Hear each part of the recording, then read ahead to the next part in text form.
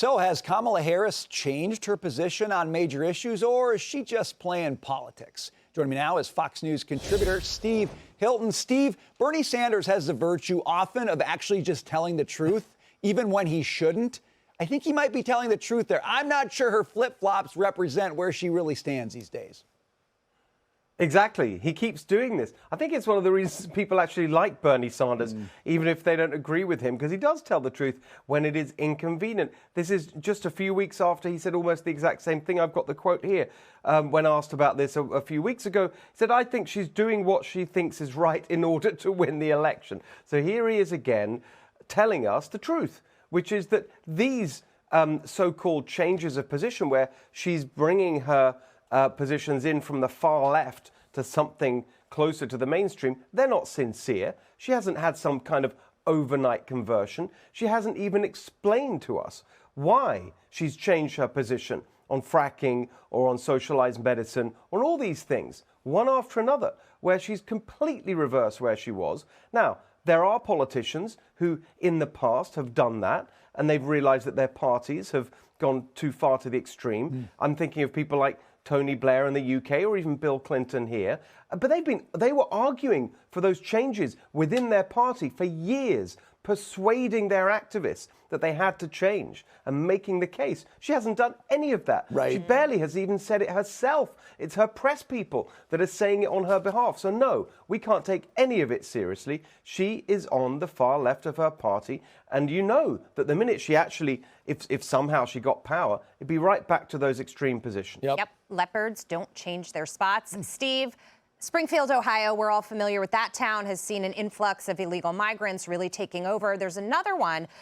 It's a village in the southwest of Ohio, Lockland. It's seeing the highest migration it's ever seen. It was up over 2022 last year, 2,800%. As we're seeing a trend in Europe, they opened their borders, they let everybody in. Now they don't want them there because they realize what happens and the consequences. So that's happening overseas. Yet here we've got this open border and we're suffering.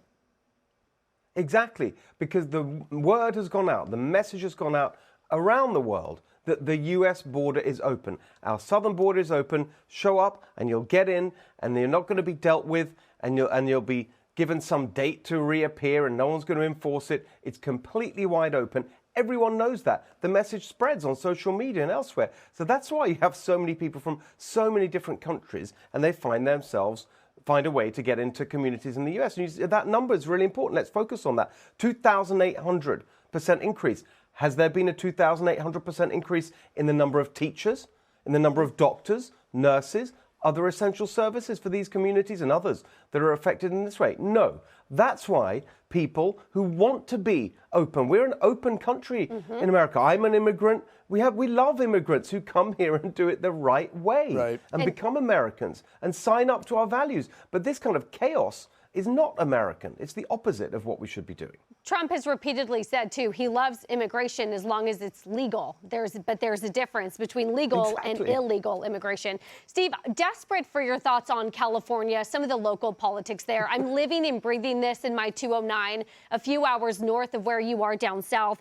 And it is tight races where you have progressive, but in many cases, even just blue dog Democrats that are now facing significant pressure from GOP candidates.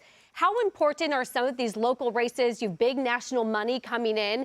That could be the deciding factor of changing the House red. How are you thinking about it? Absolutely. It's incredibly, I mean, one of the things I'm doing is traveling across the state trying to support some of these candidates, because the future of the House majority will probably be decided in California. You've got a number of races that are very tight. Representatives like Mike Garcia, Ken Calvert, Michelle Steele, David Valadao, John Duarte, really great local members of Congress who work their districts very well, appropriate for their districts and understand them. And they're doing really well. And it is part of the story, which I think is going to be a story increasingly over the next few years, that there is a revolution brewing in California. People are sick of this far left extremism. It landed us with the highest taxes in the country, but also the highest poverty rate, the highest housing cost, the lowest home ownership, the highest energy bills, water bills, you name it. Yeah. It's all a total failure. And people are waking up and saying, look, if we don't change the way we vote, we're not going to change the way we live. Steve, that sounds like a miracle, but, you know, miracles can happen. Steve Hilton, great to see you. Thanks for being with us. Yep. Thank you.